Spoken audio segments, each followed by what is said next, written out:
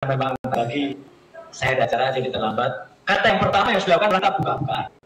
Ya. Jadi, jadi saya buka baju dulu supaya kita melakukan buka-bukaan. Ini baru buka-bukaan. Ngapain dong semua? Bobo Bapak. Bobo Bapak. Ya teman-teman, terkait Roy Suryo yang masih saja membahas siapa sebenarnya pemilik akun Fufu Fafa ya. Saya jadi curiga sama Roy Suryo sendiri. Dia sangat ambisi sekali, intinya belum tahu, belum jelas siapa pemiliknya akun Fufu Fafa, tapi dia sudah nuduh, intinya ya memfitnah ya kepada Gibran karena dia menyebut akun Fufu Fafa itu adalah pemilik Gibran. Kita lanjut videonya. Jadi tadi sudah banyak yang menyebut soal Pak Jokowi.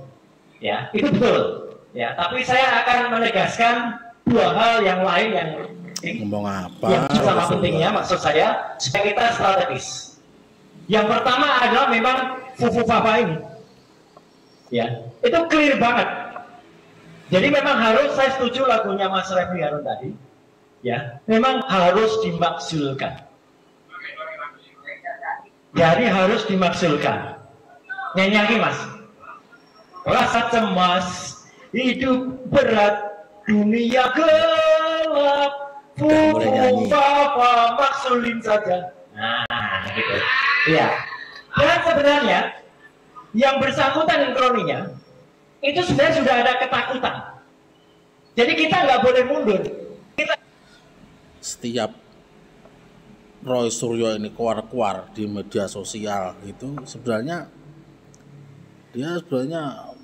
telinganya sudah panas karena setiap dia keluar, setiap dia menjelekkan untuk Gibran terkait akun Fufu Fafa itu dan Gibran tidak menanggapi, makanya makin kesel ini Roy Suryo ini. Lanjut videonya. Kita harus maju. Ketakutannya apa? Kita beri hormat kepada Dr. Tifa ini. Ya, sahabat saya yang kita tektok terus. Kita berdua dari dulu ngantemin soal ijazahnya si Fufu Fafa ini. Ya, ijazah bapaknya juga. Tapi kenapa? Dan dia tidak takut sebenarnya.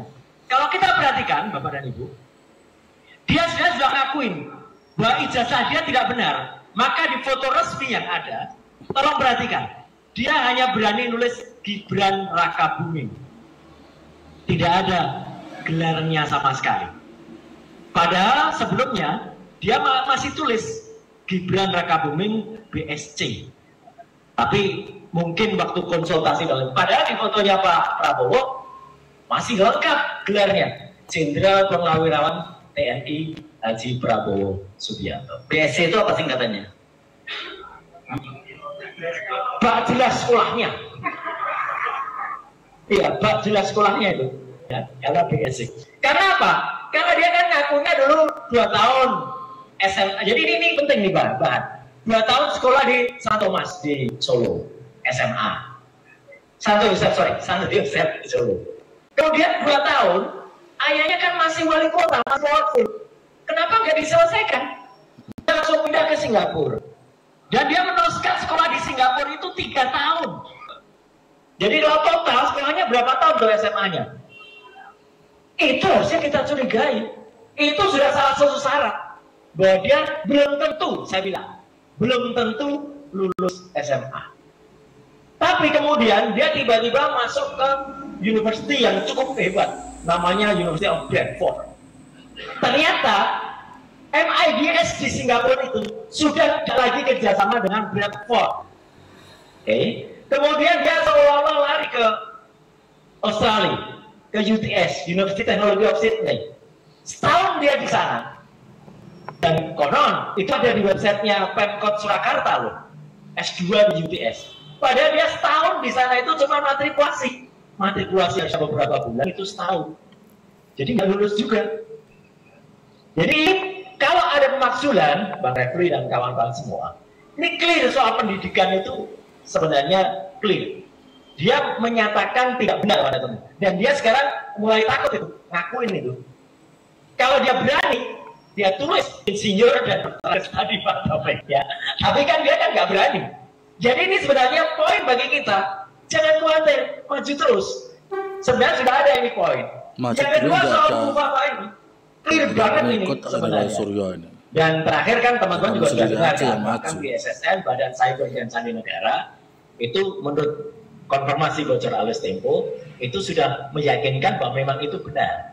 Saya juga lagi janjian nih sama Pak Hinsa Siburian untuk ketemu, tapi ya agak mundur-mundur gitu. Tapi nggak apa-apa, saya hormati, karena saya ingin ketemu dan kita bicara kali. Dan adiknya pun mengaku. Jadi sebenarnya kita, Pak Ibu, nggak pernah gentar, cuma cara kita kalau semuanya langsung terserah berapa?